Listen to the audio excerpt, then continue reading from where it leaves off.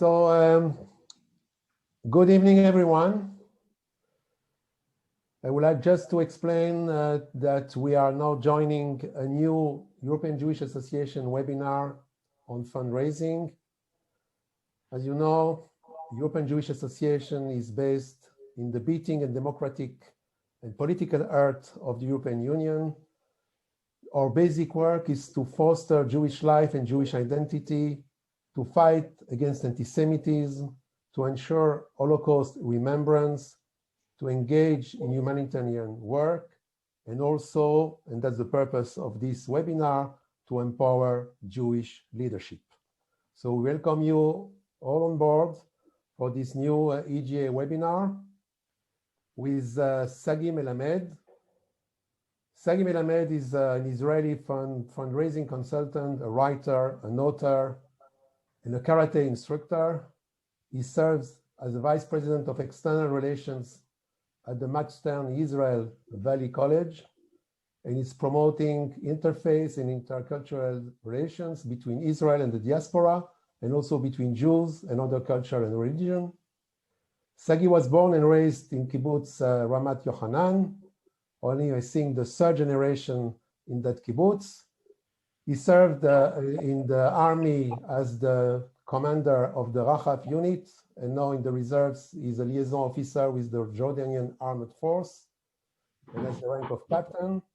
He earned his MA degree in Middle East Studies and specialist in conflict resolution from Harvard University, and graduated with a BA in Middle Eastern History from the University of Haifa.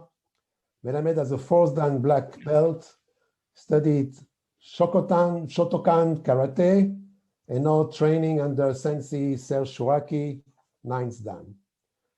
I read by chance two of the books of Sagi. The first one, Son of My Land. It was very unique perspective, having been raised in a kibbutz and served as an IDF officer.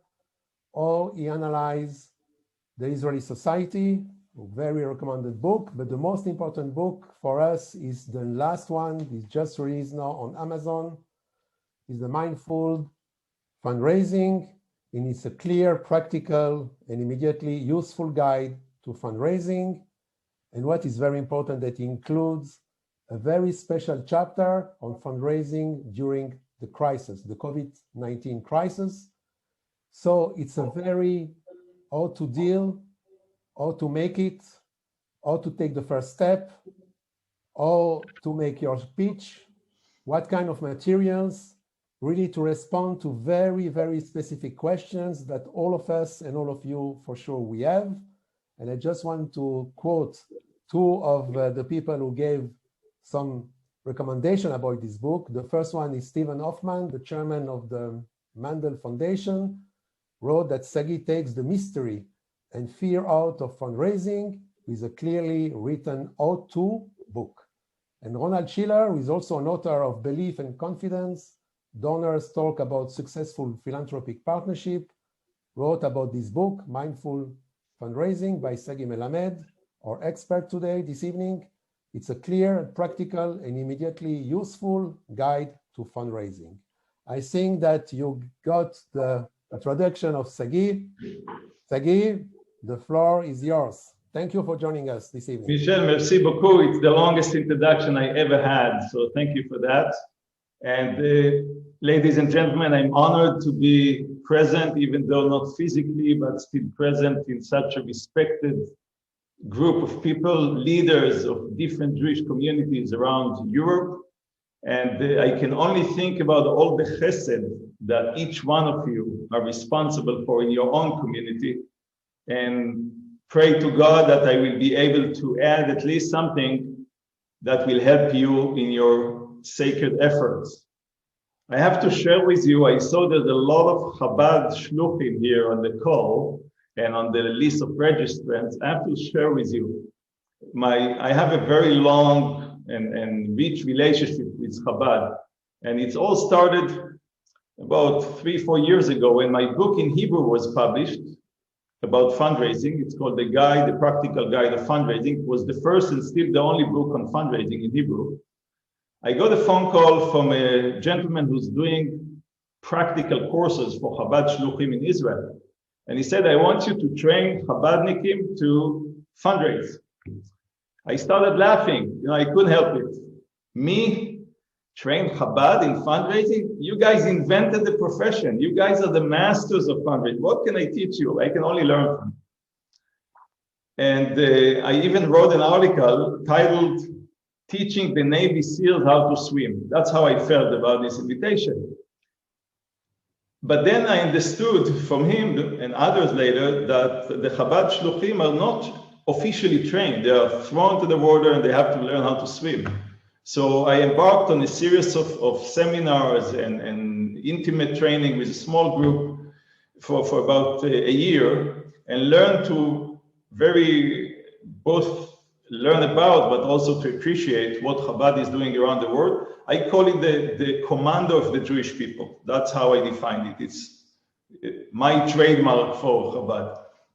And I still have clients. I also work with individual communities or leaders of organizations. I have clients of Chabad, which I have a weekly phone call and support around the clock. So I'm honored to be with so many shluchim, but not only. And then I want to share with you another story. Michelle mentioned my book. My book was first published in Hebrew 4 years ago, and then I decided that it's time. I got a lot of pressure to translate it and publish it in English. The book was ready about 12 months ago, in the beginning of 2020. And we just needed to do some editing and go to print. But then Corona hit the world. And around April of 2020, my publisher from Geffen, Ilan, and myself started brainstorming, and we realized, how can we publish a book about fundraising when the world is in such a turmoil? The biggest crisis the world probably knew since World War II. And then I decided to take a step back and write a whole new chapter, which I didn't plan to, fundraising during crisis.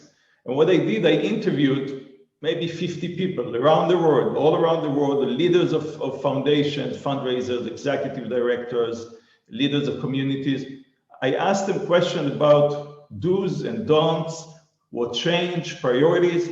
I also was part of organizing a group of Israeli philanthropists. By the way, whoever is interested, it's going to be in Hebrew. The third meeting is going to be on March 1st. We bring together top philanthropists. The first meeting only Israelis, the second was international, the third is Israeli, and giving the opportunity for heads of organizations, for NGO directors, heads of communities, board members, to hear from the donors. How did your priority change because of the crisis? What are you doing different? How should we approach you now? How do you do solicitation when you can't meet people? Would you give more money? Would you give less money? And many more questions. So, so whatever. Is there a question? Okay. By the way, I forgot to mention, please be on mute, but if there's any questions during my seminar, please don't wait with that, write it in chat. So I can see it as I speak, and I'll be happy to try and address at least some of them. And then at the end, we will talk about everything else that is left. So summing up on the book and the chapter, the book was published about a month ago with a special chapter on fundraising during crisis, with the attempt not to offer just specific comments, specific tips on what to do in Corona, but to look at crisis in a broader view, because probably we will have more crises also after COVID. So that's the introduction. And I would like to share a one-pager just to tell you what we're going to cover, Be'ezrat Hashem, during the next hour and a half or hour and 15 minutes. I hope you can all see that. So these are the main points that we embark to address tonight. What are major trends and changes in fundraising during pandemic? Challenges and opportunities during and also after the pandemic. How do you cultivate your existing donor during this crisis? I will try to share with you lessons I learned and tips that I can offer. Creative fundraising during crisis.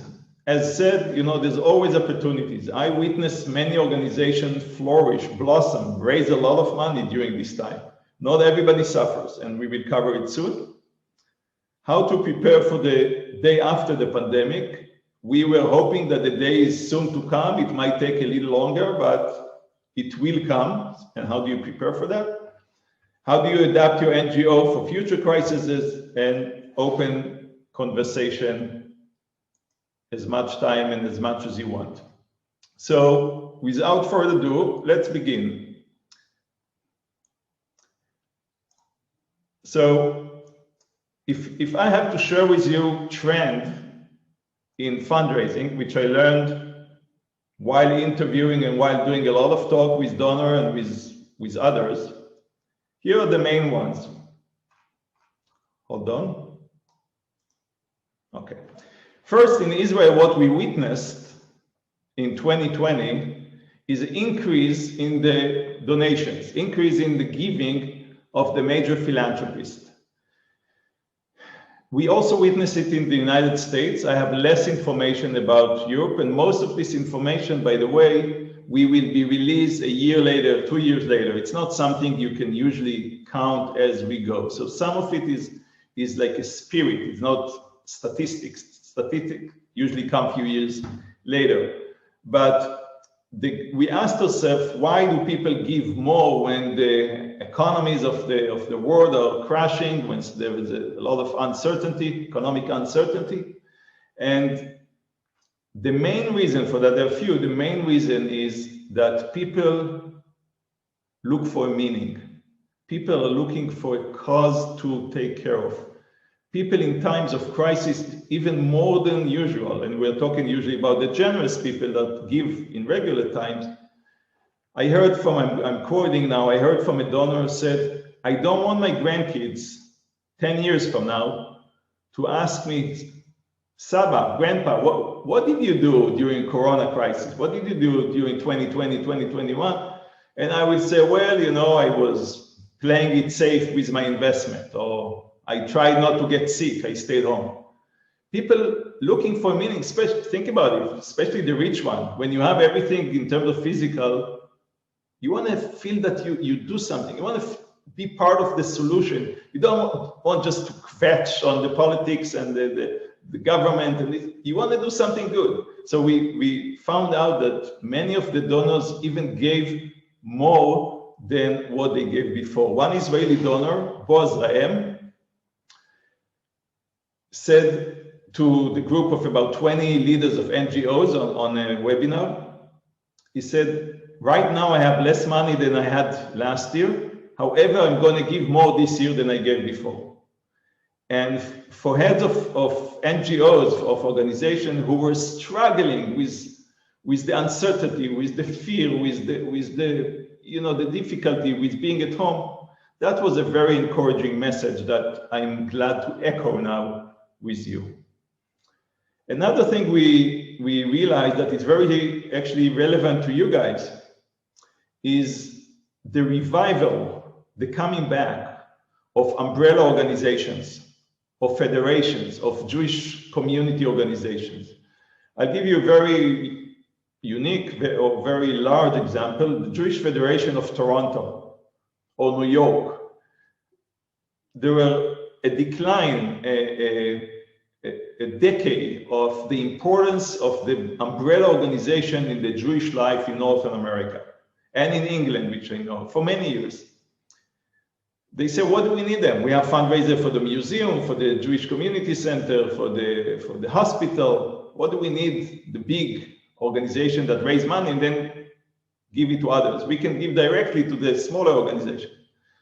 This pandemic and this crisis have offered a new meaning, a new reason for existence for the umbrella organization, who immediately, and again, it depends on the leadership, but the strong leadership immediately reacted and took care of summer camps that were closed, still are closed, of the elderly who found themselves locked at home, sometimes with no food, of the poor, etc., etc.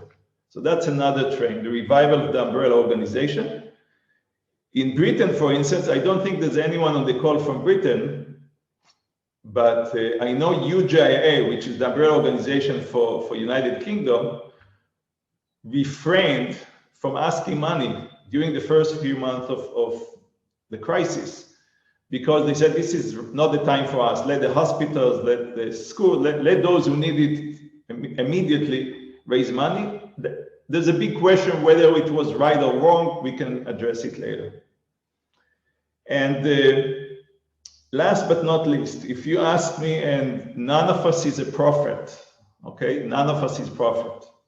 But if you ask me what's gonna be, or what are we heading, what the future looks like, and I'm talking about a year from now, no one knows about 3 years from now, not even Bill Gates or Elon Musk. But I think there will be a decline in giving now, because the height of the crisis, everybody wanted to be part of the solution, but there's a tiring, there's a fatigue of the people, of the organization, and the givers, those who give money.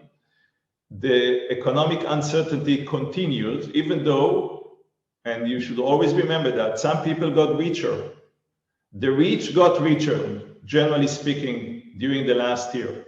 So sometimes it's very confusing when you see in the news all the unemployment and all the, people share the fear of economic difficulties, but the rich got richer. And if you look at the United States stock market, for instance, it's higher now than it was a year ago.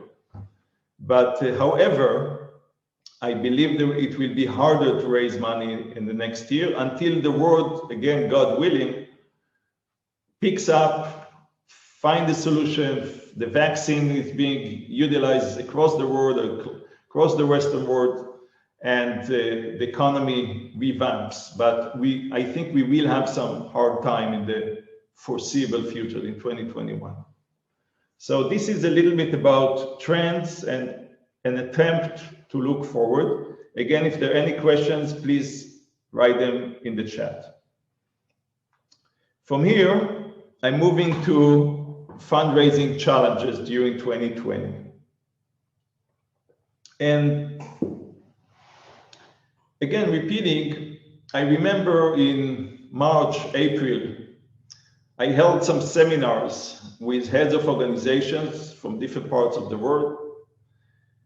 And the big question was, will people continue to give, and should we ask for money?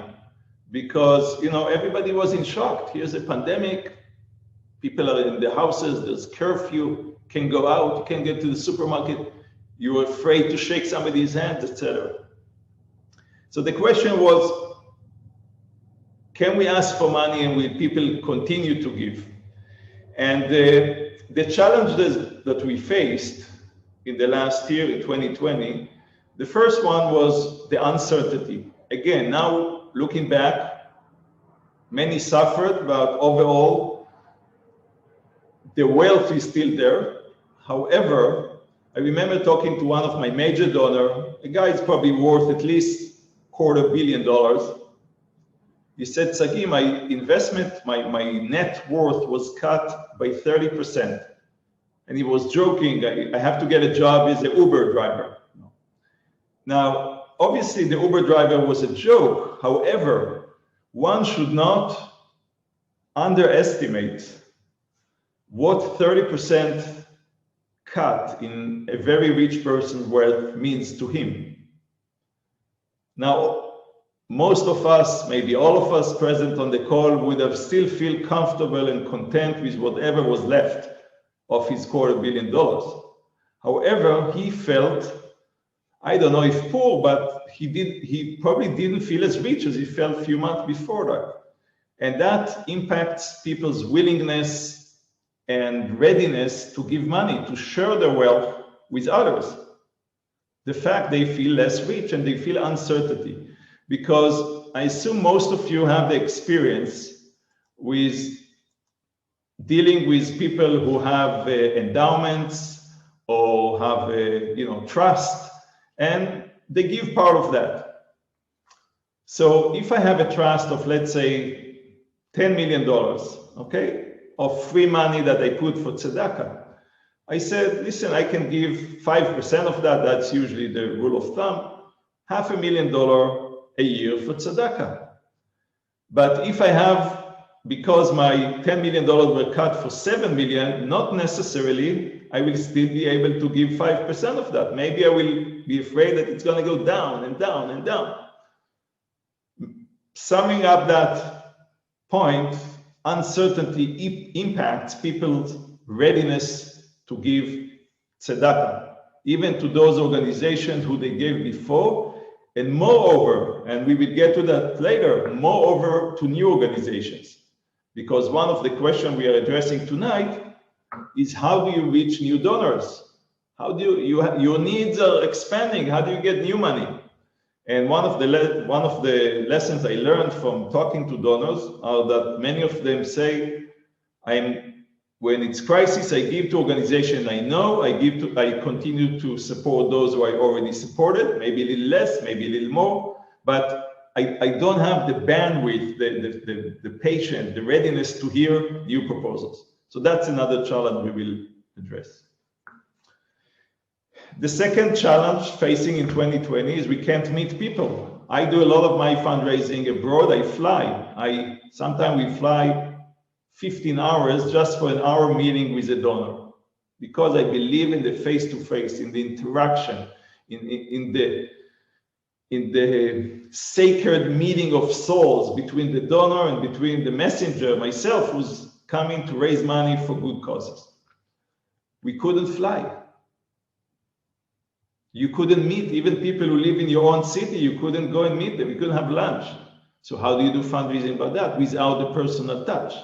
That's a challenge. Let's try to address it later. We couldn't do fundraising events. Many organizations rely on galas, on dinners, to raise the money. You can't do that. Human mind, many of them, the Jewish mind, found some solution for that, but it still needs adaptation and not always possible to do as we did before. And last but not least, let's remember that during 2020, many of the organizations just didn't function. Shuls, synagogues, I don't know about your synagogues, I know many around the world are closed. Schools are closed, summer camps are closed. My daughter was supposed to go to summer camp in the United States. No summer camps. You know how much money each summer camp lost because they didn't have tuition?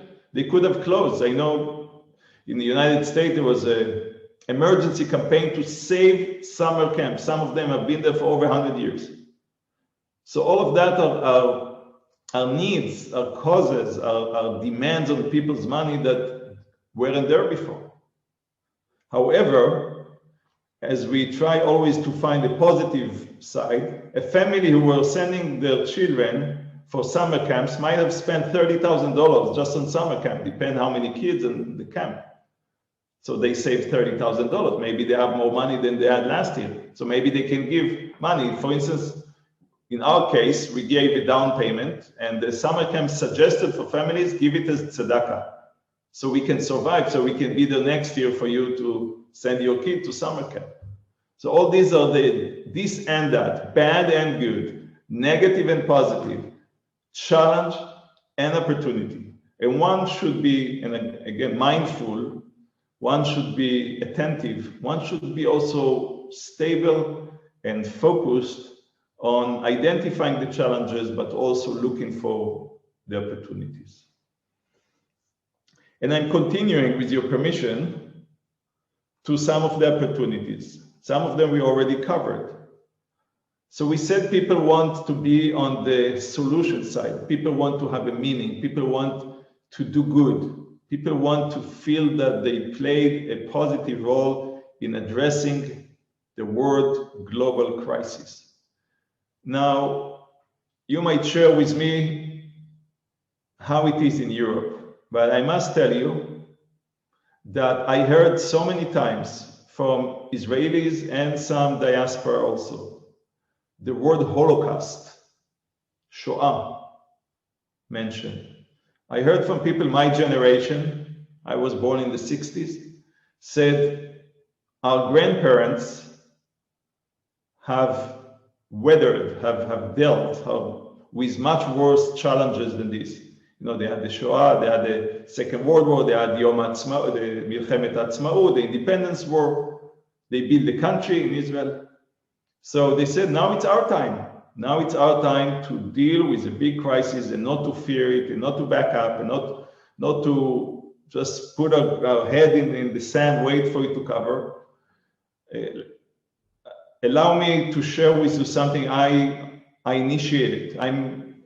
Michelle didn't mention it. I'm president of the Harvard Club of Israel, the Harvard Alumni Club of Israel. I think it was the only thing he didn't mention about my life, so allow me to mention that. And in March, I remember when the swimming pools were still open, I used to swim every morning. Again, now you can't swim, but I used to swim every morning. I came out of the pool and I said to myself, Sagi, there's a big crisis here and you guys have to do something. And me as president of 1,400 Harvard alumni in Israel, some of them in the top positions, beginning of the chief of staff, finance minister, etc. I said, let's do something. So we created a coalition of 8 Ivy League schools, alumni of Ivy League schools. So it's Harvard, Yale, Columbia, NYU, INSEAD, Cambridge, UK, Stanford, MIT. And we launched a program called Am Yisrael Chai. Chai means 18. Am Yisrael Chai, we offered during the month of March, April, and May, we recruited alumni, accountants, lawyers, CEOs, to volunteer 18 hours of their time, of their expertise, to help businesses and organizations, nonprofits, who suffered because of Corona, who were in shock, who suddenly overnight had to close, they didn't know what to do. So we had about 70 alumni who volunteered for that, and we helped many organizations, again, during the 3 months of the first shock. So this is one small thing that Sagi Melamed and his colleagues created, and there were many others. People tried to help. People tried to find meaning, not just by money, by volunteering, by, you know, knocking on doors of people and see if they need food, and many others. And I'm sure in your communities, there were a lot of chesed and help projects. So people want to have meaning, people want to help. And this is a time to highlight, to execute the generosity of humankind. The second is that some of the organizations who, you know, did important work all these years suddenly had much more important, much more crucial work to do. And that was an opportunity for them. For instance, hospitals, batei tamchui, soup kitchens, mental health organizations, sometimes religious, spiritual help. People needed spiritual help, and many more. And I want to give you an example of 2 hospitals that explains and highlights a good example and a bad example. What do you do during crisis from a fundraising point of view? 2 hospitals, I will not name their names, of course, in Israel. One of them, or let's take a step back. During the first few months, more than ever, but still now, of the pandemic, hospitals were thrown money at. Philanthropists and individuals and foundations just wrote emails and called heads of hospitals, what do you need? How much do you need? And threw money at them. Hospitals who never knew how to raise funds found themselves with loads of money because everybody wanted to make sure there's enough oxygen machines and there's enough beds in the hospitals, etc. So one hospitals were very smart and say, wow, all these people and all these foundations and rich people and corporations and companies, they are interested to help. They call. I have to keep their information. I have to keep them updated. I have to not just get their money, but report to them what did I do with the money and follow up, etc., etc. Good fundraising. Michelle can give you a course on proper fundraising principles. At the same time, a different hospital who was also throwing money at, just take the money, just do something good. Say, wow, I get all this money, more than I need. I don't have to raise funds. I don't have to hire a good fundraiser if I didn't have one. I don't have to have a database to follow up. I'm getting good money. So yes, they got a lot of money in 2020, but guess what? Which hospital will get more money in 21, 22, 25? So this is what I call the ability to be there. Remember, Ruth, we talked about the right moment, be in the time, understand the situation, understand the opportunities and the challenges. The challenges were pretty obvious, and seize them and say, wow, I can do the right work now that will also help me after the attention is gone. And at the same time, it's very easy to understand the reason for existence of hospitals, but what do you do with organizations who there is no real existence? And let me share with you again, there's a lot of shluchim from Chabad here. I had a call, I think it was April, with maybe 30 Israeli shluchim on trying to make sense in this crisis and do's and don'ts. And I remember challenging the participants. I said, if in 2019 you were having shiurim, you were having chavrutot, you were having minions, in the evening, twice a week, people come to study Torah, to study Gemara. Now you're closed. Okay, by law, you can't bring people. So everybody moved to Zoom. Everybody's what we do now. Now, guess how many Chabad houses, approximately, there are in the greater Tel Aviv area? Again, I didn't count, I received that number. Anyone wants to write in the chat a guess? How many Chabad houses are present in the greater Tel Aviv area? Only the greater Tel Aviv, not Yerushalayim. Okay, 50. Mendel, I think you're in the loop. 65, yes, okay. Only in Tel Aviv, there are 55 Chabad centers. In Tel Aviv, in the vicinity, I would think maybe around 250. So you heard it from the Gvura, you heard it from the Torah. Now, is there a justification for each Chabad rabbi in each of the 65 Chabad houses to have a Zoom call and share Bar Torah for a dozen people? Or does it make sense that one or two, maybe they're different hashkafa, one that I listen to, one that I don't listen to? So let's say we have two, so we can argue with the second. Listen to one and gossip about the other. But two are enough. Why do you need 50 or 65? So that's an example of question that came about. And one of the phenomenon that we predicted, again, going back to spring of 2020, and you can see it now and it will continue, is the need and the pressure to merge, to collaborate. Organization had to come together and collaborate. And again, there's no better one than Batei Knesset and education institution. You know, they found, I think that's a real story, they found one Jew in some island, somewhere in the ocean, one Jew in a small community with two synagogues. And you all know the story. They asked him, why do you need two synagogues? One to go to and one never to go to. And so in pandemic, you can't have two synagogues for one Jew, not even for 100 Jews. You had to find a way to merge, not just synagogue, many other organizations. And I'm sure you know in your own communities that some organizations had to close down or merge that because people start asking questions. Good leadership say we cannot support everybody, but we do have to support the important one. and etc. and etc. And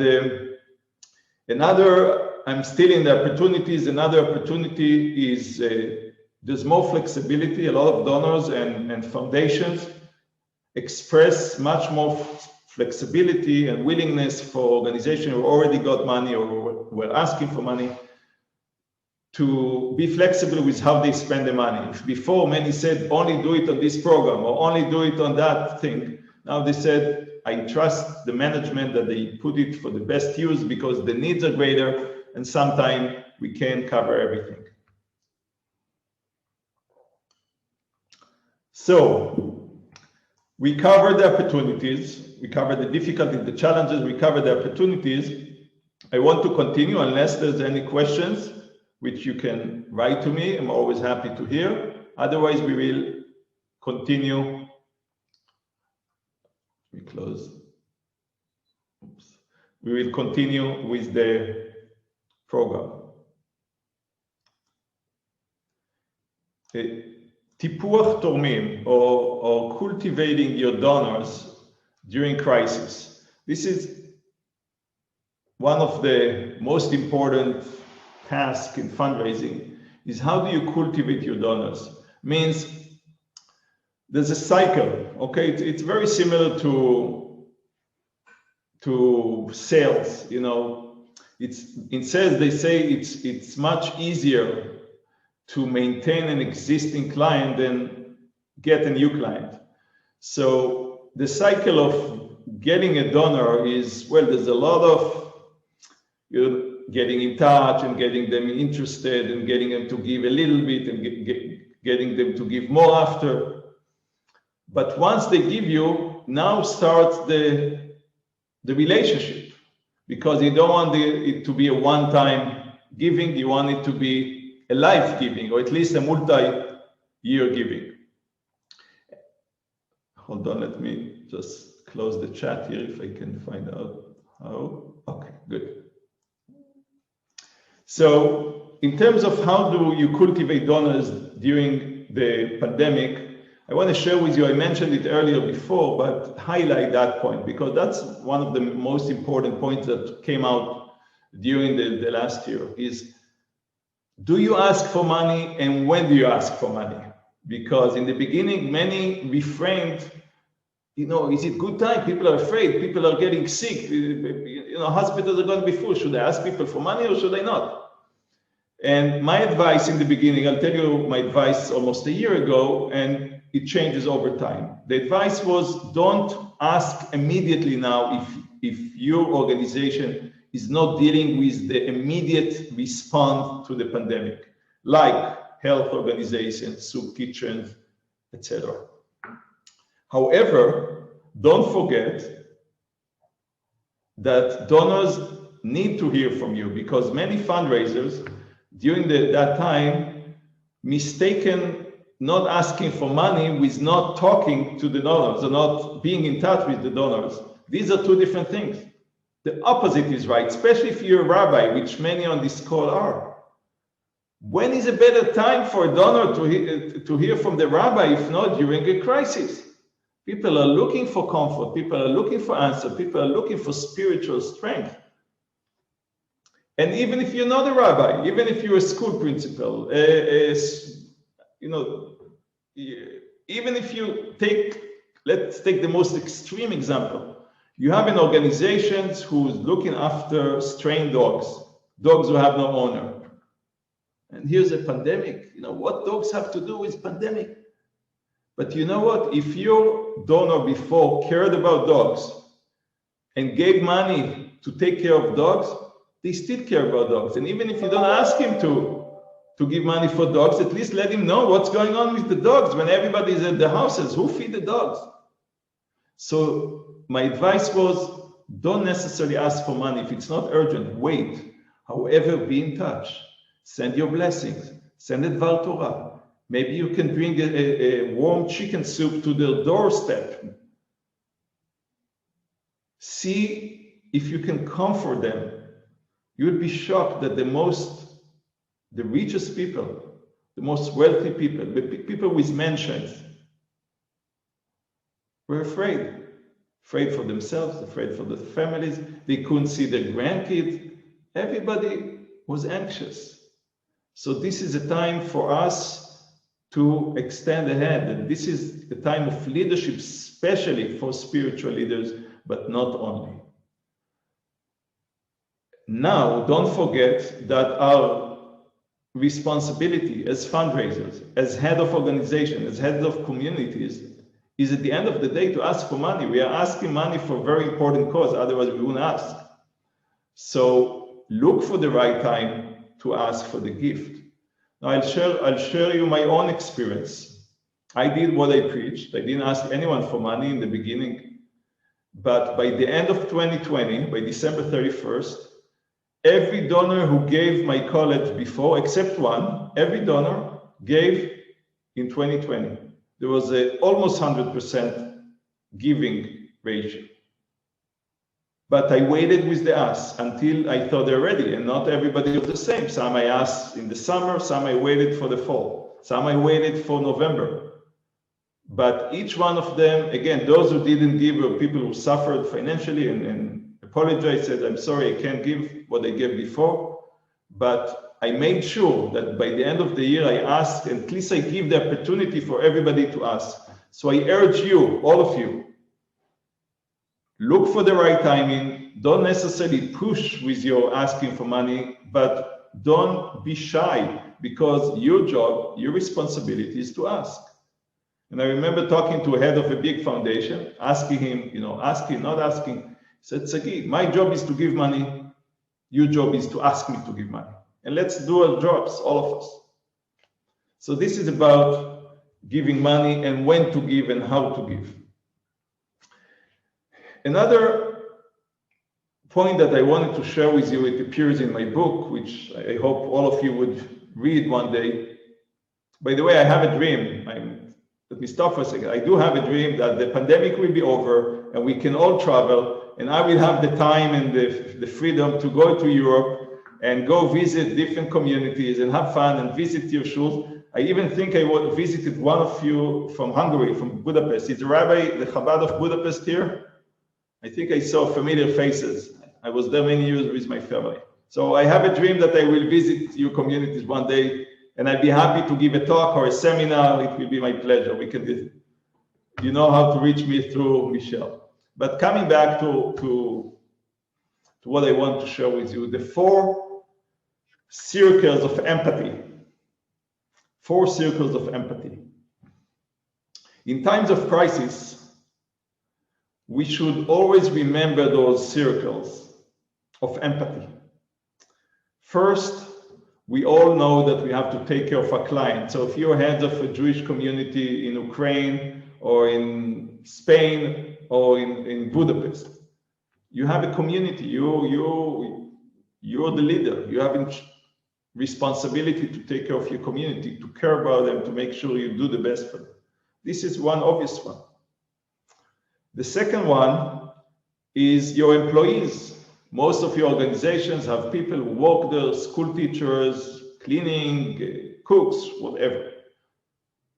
In times of crisis, they're also scared, they're also anxious, they also have difficulty, they also have, maybe, God forbid, sick people. You have to care about them, you have to show your empathy, you have to give them confidence. The third one is not the typical one, and that is your donors. Don't forget that one of the important things you should do for your donors, and I always encourage heads of organizations and fundraisers to look what they can do for the donors, not just what the donors can do for them. Think about what you can do for your donor during the pandemic. Phone call, a bracha, flowers, little challah for Shabbat, short message, how are you doing? Is there anything I can do for you? I have a donor whose football team is a Canadian football team, just played the Super Bowl. The night before, he sent me bracha. They lost, but I tried, But these kind of things, even the small thing, you don't have to, buy them something. The kids, maybe make them a little song and add it to a little cookie before Shabbat. Things that make people feel good, that make people have better energies to deal with the crisis are super important. And believe me, ladies and gentlemen, people do not forget those who stand beside them during crisis. But the fourth circle of empathy is probably the most important one. Anyone wants to guess what it is? And write it in chat.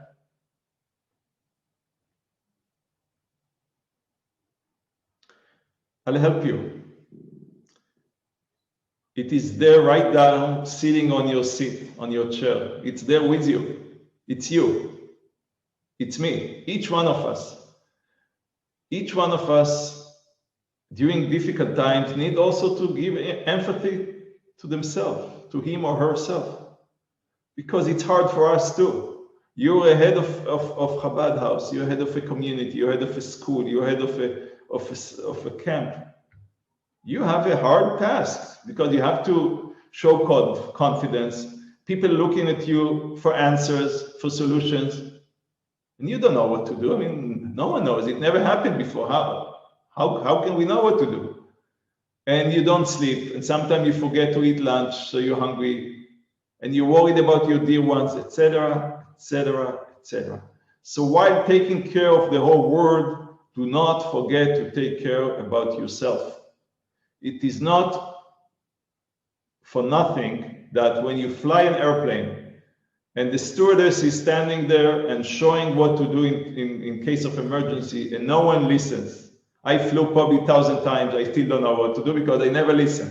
But if you do listen, one thing I do remember, first you have to put the air on yourself and then on the kid next to you. First you take care of yourself so you can help somebody next to you. And if you don't take care of yourself, you will not be able to help everybody else. So these are the four circles of empathy which I wanted to share with you. And last but not least, when it talks to cultivating donors during crisis, is the importance of lay leadership.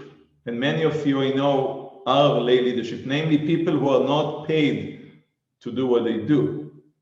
Board members, chairman, president, committee members, people who are not the professionals. The importance of lay leadership always in nonprofit organization is very high. However, during crisis, it's even more important. I shared with you that we had the philanthropist panel, and one of the speakers was Raya Strauss. Those of you who know the Israeli market, I'm sure you know Strauss milk products and hummus and many, it's Israel's largest food conglomerate in coffee. And it's run by the Strauss family, and Raya's brother, Michael Strauss, just passed away. God bless his memory, he was a very good man. And Raya is still with us, she's in her 80s. And Raya spoke with a lot of passion during that Zoom call. She said, the few organizations that I'm really passionate about, that I serve on the board, that I gave money for many years, not only did I continue to give the money during the pandemic, but I also went to the mat or went to fight for them with the government, with legislation, with special urgent grants. I felt I'm part of the team. I'm not just giving money. I'm a leader of that. And she's in her 80s. She's not, she's not a young woman. She said, I went to fight for them because their existence, their success, their work was so important for me. I felt it's my duty to be in the front line. And when you are a CEO, executive director of an NGO during a crisis, you need people like Raya Strauss because you cannot do everything yourself. And when somebody from the Strauss family call a Knesset member, they will usually pick the phone. And the Strauss family knows all the business, who's and who in Israel and outside. And just giving an example, I can give you many others. So highlighting the importance of lay leadership always is even more important during a crisis. You need them on your side. And that teaches us that it is crucial to build that leadership. So if you're a chairman of organization in Madrid, for instance, I hope that you have few people on your leadership team that can work with you and help the others in the community in good days, of course, but moreover during crisis, because we need it. So here I'm finishing with cultivating donors during crisis. I want to move to recruiting new donors during crisis. We touched upon it earlier this evening, and we admit, listen, it's a challenge. It's always a challenge to raise money. I mean, sometimes people tell me, oh, it must be easy to raise money for this cause or that cause. And I said, if you say the word easy and the word fundraising in the same sentence, you must have never raised a gift in your life. Because I haven't met somebody who actually do or did fundraising who said it's easy. It's not easy at all. It's one of the toughest jobs probably in the world. By the way, it's one of the oldest jobs. If you look at the Torah, fundraising was one of the first blue-collar jobs that one had, or that a nation had. So it dates back to the very beginning of the Jewish people, and it continues to be very hard. So during crisis, it's harder. And why it's harder? Because as we said, it's the donors naturally want to take care of organizations they're already vested in, they already feel part of, they already know. And getting to know a new organization takes time, takes sometimes, a process. You have to talk to people, you have to feel confident, you have to ask questions. And during crisis, you have less of a patience and time and freedom to do that. So it's much harder. However, let me give you the Ifra Mistabra here. There are opportunities, and sometimes you should not refrain from asking new donors to give, because even though it's harder, it's not impossible. I'll share with you a story I heard from a head of a big foundation in Cleveland, Ohio. He said, while not being too open for new inquiries from new organizations, I made the attempt to look where can we have an impact on dealing with the pandemic in our own city. And he said they gave $1 million for a soup kitchen, non-Jewish soup kitchen, and $1 million to a hospital. Gave a lot of money to organizations that they thought need the money now. So even if it's harder to raise new gifts, and especially if your organization is very relevant to the crisis, do not be afraid, do not shy from asking, from making phone calls, from asking existing supporters, existing friends, make the introduction for you, because at the end of the day, one of the most important rules of fundraising is all you have to do is ask. All you have to do is ask. And the worst thing that you can hear is a no. But while you hear no's, sometimes you will hear yes. But if you don't ask, if you don't put out there that your organization is doing important work and needs money to do it, there's much less chance that you will get money, that you will get the yeses. So if you're not afraid to hear no, and if you feel confident that what you do is important and relevant and crucial, ask. Don't let the pandemic, don't let the crisis stop you from doing your job. Because again, our job is to raise money. Their job or privilege is to give money. And let's all do our job. So I'm moving to some creative ways to raise funds during crisis. I'm sharing with you things I learned. First and most important thing is what now the term is pivoting, namely look at the situation straight in the eyes and see how you might have to, or you should change the way you do business and do it accordingly. I give you an organization that I'm in touch with, an example, organization that does digital training. They teach children usually how to work with computers, how to work with software. And they realized very quickly, they have a CEO, a very accomplished lady. She realized that this pandemic have put the entire Israeli community, and especially the senior community, in a need to cope with the digital world that they never had to. Think about the grandmothers and the grandfathers, the grandmothers who had to go on to Zoom to see the grandkids. They couldn't hug them, but at least they could talk to them. And they never had to use Zoom because, you know, when you're 90 years old, who wants to learn a new tool? So they pivoted, they changed the focus, and in addition to do what they did before, they offered senior citizens across Israel, but especially in the more underprivileged parts of Israel, where people are less oriented with this kind of tools, they offered them training. How to use Zoom, how to do email, how to do video call. And if it wasn't that, people would feel so lonely, be home without the ability at least to see people on screen. So that's one example. There are thousands of examples of organizations who change the way they do business to adapt themselves to the need. And when you do that, you also open opportunities for new fundraising. Because here you have thousands of senior citizens deal with the pandemic and see the grandkids and get mental support.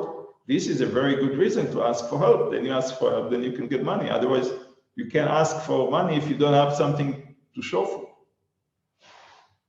So this is one. There's another organization here called Ogen. It's an organization that used to do small loans, but they have a very aggressive and ambitious CEO who boldly used this opportunity and raised a lot of money, many millions of shekels for small loans, for grants, for not only for businesses, but also for NGOs who suffered. And again, did very good because he wasn't afraid to pivot and to ask for money.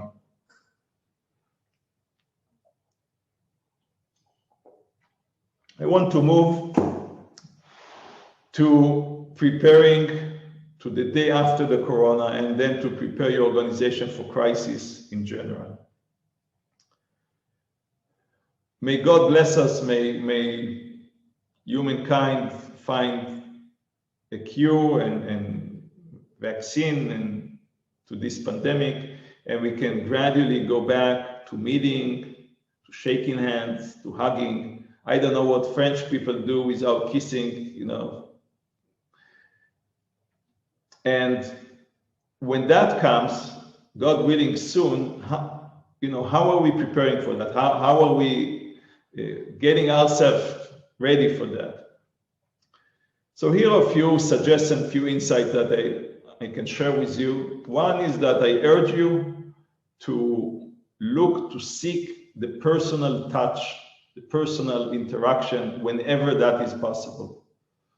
I cannot wait to fly again to meet donors, because with all respect to Zoom and to phone and to emails, as far as I'm concerned, it does not replace face-to-face, especially when you talk about major gifts. You know, if you want somebody to send you $100 a year, you might be able to do it with emails. But if you want $100,000 a year or $1 million a year, I believe in the face-to-face.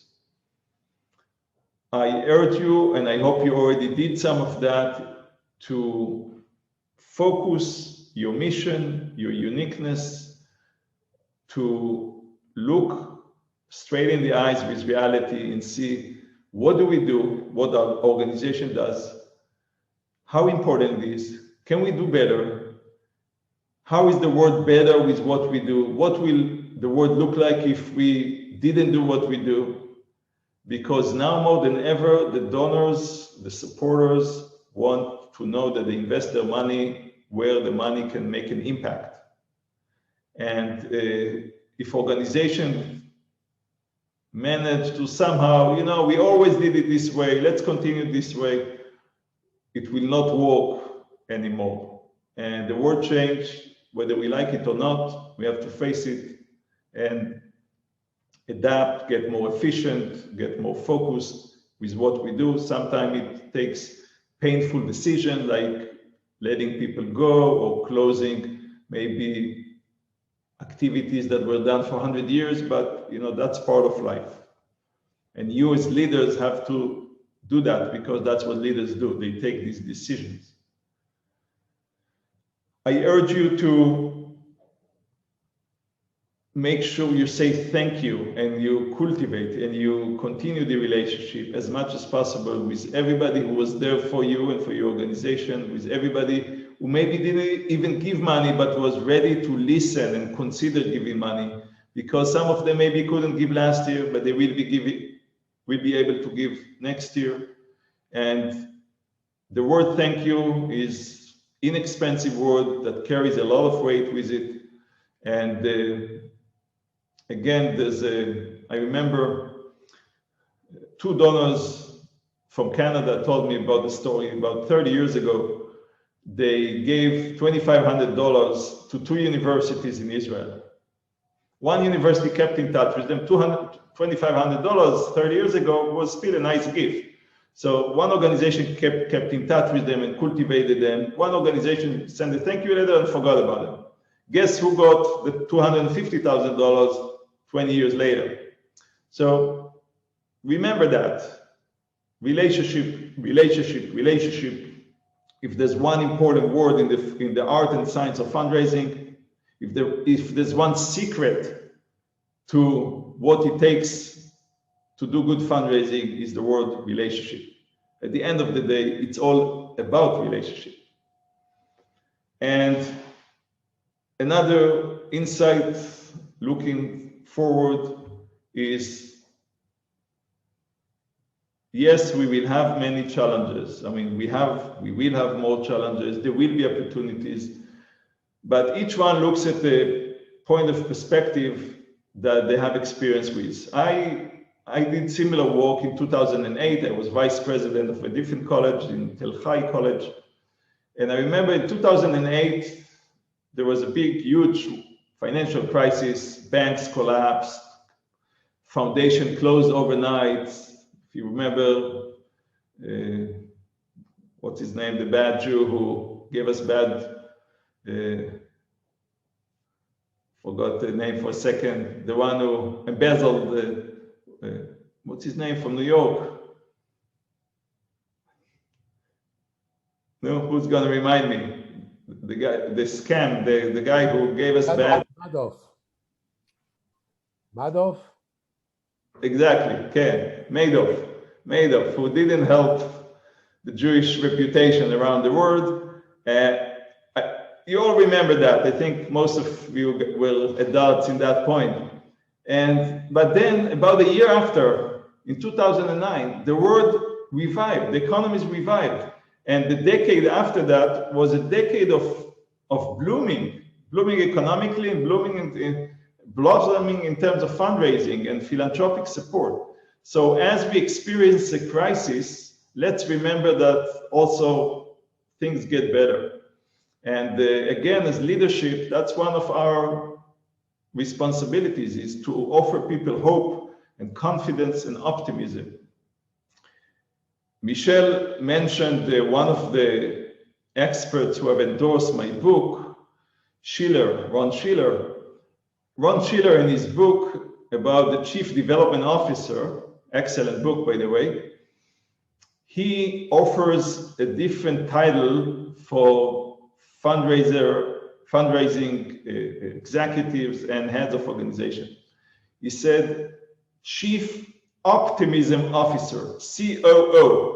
You guys have to be COOs, because when everybody thinks the world is collapsing, you have to show optimism. You have to believe that it's going to get better. You have to make people see the light at the end of the tunnel. And this is what we all have to do. And this is what I offer you to do as we move forward, Bezrat Hashem, to the day after Corona.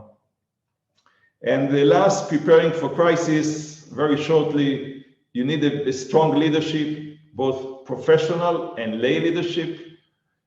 You need to cultivate your donors, not just to get their money, but also to get their confidence and support and loyalty, because in crisis you need it more than ever. You need flexibility, professional and mind flexibility, because life changes. A Buddhist proverb argues that you cannot bathe, you cannot swim at the same river twice. Namely, things change all the time. Nothing stays the same. So we have to be flexible as leaders. Last but not least is it's always good to have financial reserves. It's all written in the book of Shmot. Maybe the smartest, maybe the second smartest. I don't know if there was ever competition between Yosef and between Shlomo, who is the smartest, but Yosef was definitely, in terms of financial smartness, the smartest, at least the Jew. And when you have 7 good years, it's good to put some money aside for the 7 bad years, so you can balance the good and the bad and survive and be able to continue.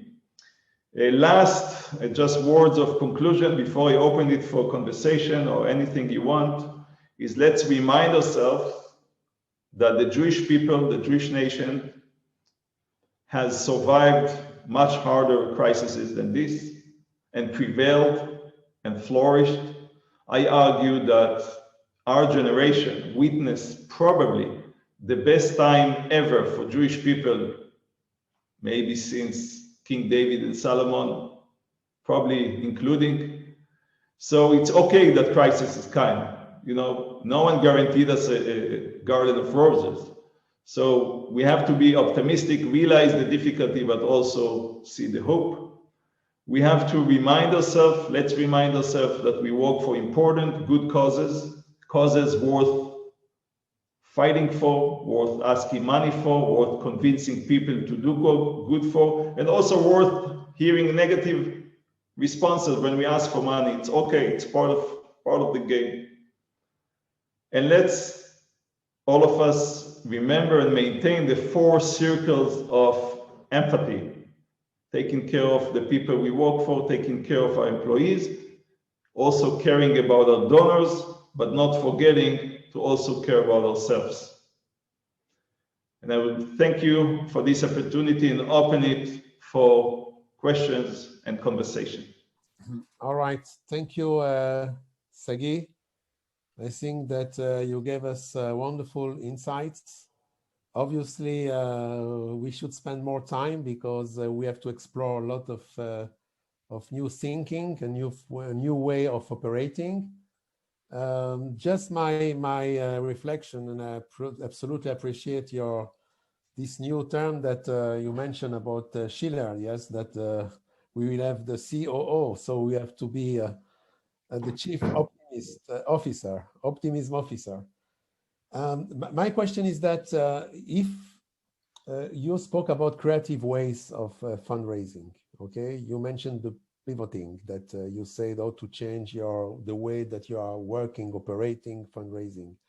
You have more maybe insights to share with us? For example, I saw that different organizations made their gala dinner, that fundraising online by a Zoom. Is that something that could work? Maybe this kind of thing could maybe change something in time that no one can meet? Yes, not only it can work, it does work for many organizations. You know, you have many examples. For instance, one shared with me, they did lately, they did a board meeting, and you know, board meeting is also asking the board to give money, of course. They did a presentation, a short presentation, but also instead of lunch, they sent a picnic basket to the doorsteps of the board, like 20 or 30 people. So each one brought the wine, the cheeses, whatever they had there, and they had lunch together. And people feel good. Again, I remind you what I suggested earlier. Try to make your donors, your leadership feel good, because they also have hard times. So if you can have them give money and feel good about it, it's even better. There's some very large galas. Some donors told me, Sagi, I love it. They say, I love it. They said, I hated to put a tuxedo on and go to have a bad dinner and pay a lot of money to sit 4 hours, which I hate. Here, I just give the same amount of money. I don't have to dress up. I go on Zoom for an hour, half an hour, and that's it. It's cheaper for me. I don't have to pay for the tuxedo and the taxi. So again, I'm not suggesting there's not going to be gala dinners, but the technology offers at least a partial solution, and sometimes that solution will continue. I will not be surprised if, looking forward, some of the organizations who had successful experience with virtual dinners or galas, and it can be 30 people, it could be 300 people. But some of them might have a hybrid. So you can come and you can also stay home. Or 1 year this way, 1 year that way. Because I think those of you who held gala dinners, how much money you spend on the actual thing. You know, sometimes it could be 20, 30, 40% of what you raise, you spend on bad food and renting the hall. The technology is there. You can go online, you can find companies who do that. There's amazing thing. I participated in some galas and conferences online that are, you know, you will be shocked if you didn't see it. So, but that's an obvious one. And one should also think about the smaller stuff that everybody can do. You don't need, you know, outside companies. And again, you know, I'm giving you the most simple examples. If you're a Chabad house, let's say Budapest, because I love the Apfelstrudel of Budapest, I really miss that. So if that's my passion, I wrote about it. That's for another conversation, the Apfelstrudel. Invite you to other communities and you will taste other things. So don't focus only on Hungary. Who else has Apfelstrudel? What other community? You have in Vienna, and then you can have tapas in Madrid or in Barcelona, and you can, you know, we can make you a tour of different. We can invite you to Milano for a spaghetti or something. That was Milo, the president of the Jewish community of Milan. Milo, I'd be honored. I'd be honored. If there's one thing Italians are not. בבקשה, מתי שאתה רוצה. Please send me. You know what? I have to write my email here for you guys. I will also send your details to all the participants, and we will share all this information. Yes, let me. About also your book. But I think that when you will type your email, that what you just said, it's exactly what we would like to hear.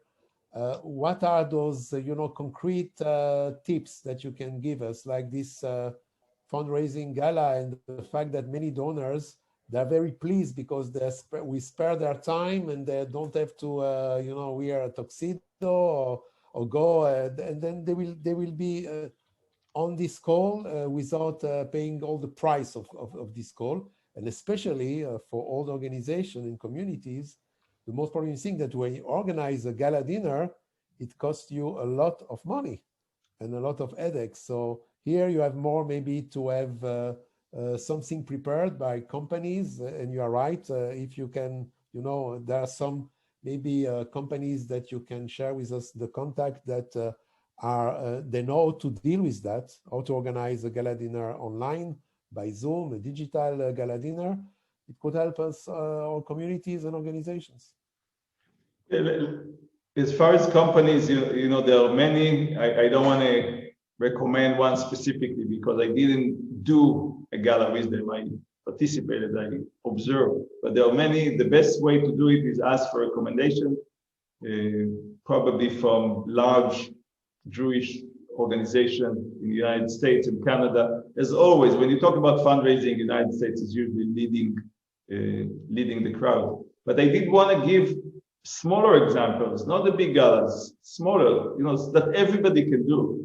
You know, if you're, let's say, a Jewish community or Chabad house, sometimes it's even the same. you can develop new giving opportunities that resonate with everybody. For instance, if you have families who lack proper food now because of lockdowns, who needs kosher meals, at least for Shabbat, there's 3 meals for Shabbat, and you package it and you price it. Let's say it takes 200 euros to take care of a 4 people family for one Shabbat. Then you can offer companies and individuals, please, can you take care of a Jewish family? Make sure they have food. Let's make sure they have kosher food for those that it matters, the kosher aspect, for the next 6 months. So 4 times, it's 800 a month, times 6, 4,800 euros. So you can round it up to 5,000 euros. That's a nice gift that somebody can identify exactly the impact, because as we talked along a longer conversation, people want to know that they help specific people at the end. They're not just throwing money into a big hole of, federation, for organization. They want to know that because they gave the 5,000 euros, somebody's life was impacted, was saved. There was food for Shabbat, otherwise they'd be hungry, etc. So this is an example. You can take it to many different directions, but you realize again, let's do the process. You see that the world changed. You see that one of the major aspects of this pandemic, that people are closed at home, people have a hard time to go out, that people are afraid, that people feel lonely, that there's less access to, for instance, for the kosher food, etc., etc. You see, what assets do I have as an organization? I have a network of members. I have the emails and the mailing list of 3,000 Jews, and some of them are heads of companies, and some of them have meaning, and some of them have means to do less. So create something less than 5,000, create 1 month's worth of feeding, but give each one an opportunity to do something that is both urgent, namely, if you don't give money, people will not have food, and relevant to the current situation. And again, don't hesitate of reaching out, don't hesitate of getting the word out there. We do, and again, you don't have to do it on your own. You can create a coalition of few organizations in the community. We make sure, and you give it a title, you give it a campaign, it's our responsibility to make sure there's no Shabbat table that is empty in our community. And this is what it costs, and this is how much we want to raise. And then you go to the top 10 donors of your community, your leadership. We discuss that and say, can you give us the base? Can you give us the start? So then if you need to raise 100,000 euros for that campaign, try to raise the first 30 from your top donors. And again, I'm giving you the headlines for a campaign, but the main lesson is understand the situation, don't hesitate, take initiative, change the way you did before. Maybe you did once a year fundraiser during Yom Kippur, but now there is no minyan in Yom Kippur. People can't get in shul, so you have to find a different way. Maybe you have to create minyanim. In Israel, for instance, you're able to be 10, you were able, now not, but in certain point you could be 10 in a Bet Knesset, only 10. So maybe you have to create another 10 minyanim in your community because they can't come to the big shul. We can go on and on. This is something I do with my own clients, over a course of months. But the idea is to be innovative and bold. Okay, anyone else wants to ask a question? So please open your mic, and it's the time now if you have any question to Sagi. In the meantime that we'll sing, I just want to add to what you said, Sagi, that at the beginning of the COVID-19, at the EGA, at the European Jewish Association, we called Jewish leaders across Europe and asked them what were the urgent needs.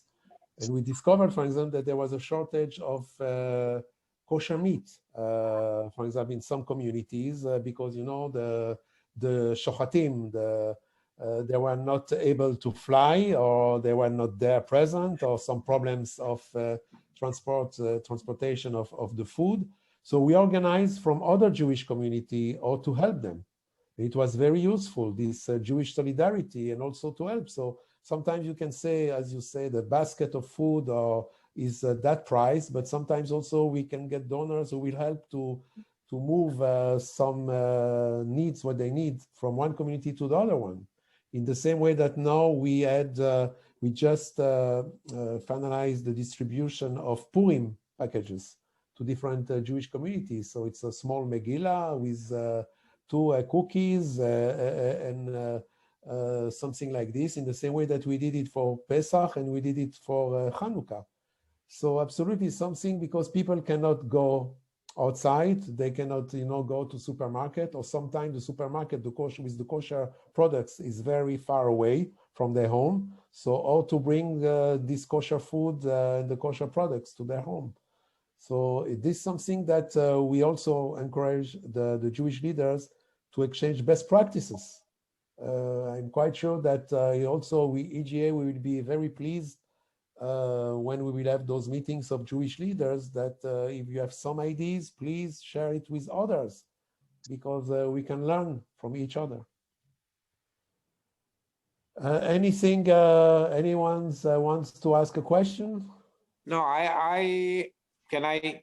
Yes, please, Milo. Okay, so I would like to thank you for the invitation. Thank you, Sagi, for what he say. It's always very nice to learn how to move, because all of us are concentrating in the fundraising, especially in this particular situation that we are facing in this moment. I can say that from the February last year, from the starting of the pandemic, we had a lot of people that try to help our community in different way, as you say, with the material, with mask, with all kind of things that we was trying to find, because everything was new for us. So who tried to collect money for us, who send us food, because it was also we start with Purim, and then immediately it was Pesach. So the situation was very bad, but then the pandemic extend, and it's become very wide. So we was not the only country who was, let's say, the problem that we had. So that's why the help became a little bit less, because who want to give the help? So he start to distribute to all Europe, to all the world, because the extension of the pandemic was very, very quick. But I agree with Sagi that now we have to follow our donors, and to try to keep them, let's say, very, very near to us, giving all kind of information, and trying to always to inform them how we use the money, because this is also very important. So thank you. It was very interesting. Maybe Sagi have a list of donors. It will be very, very helpful also. No, I'm just joking. He will never give us the list, but it's just I try to make it. As he said, first of all, you can ask. That's what is important. What you experience there, that first of all, ask. Okay, That's all. Sagi say something very, very, very interesting, that I keep it as, for me, as a very interesting thing, because you never have to be shy to ask. because what you ask is to give to other people who need. So this is my way, and I succeed sometimes to convince the people to give. Excellent. Thank you, Milo, for your words and your insights and your meaningful remarks. I thank you once again. It's an honor to help you in your very important work across Europe. I feel glad I was able, at least, hopefully, to help a little bit. Hope to see you in person one day, that we can travel and visit and do all of that. God bless you. Thank you, Sagi. Thank you, all of you. Thank you so much. And let's hope for better days, safer days, and healthier days. Bye. And Michelle, remember, Chief Optimism Officer. You said it very well. That's fine. We bought this idea. Thank you. All the best. Bye, guys. Bye-bye. Take care. Thank you.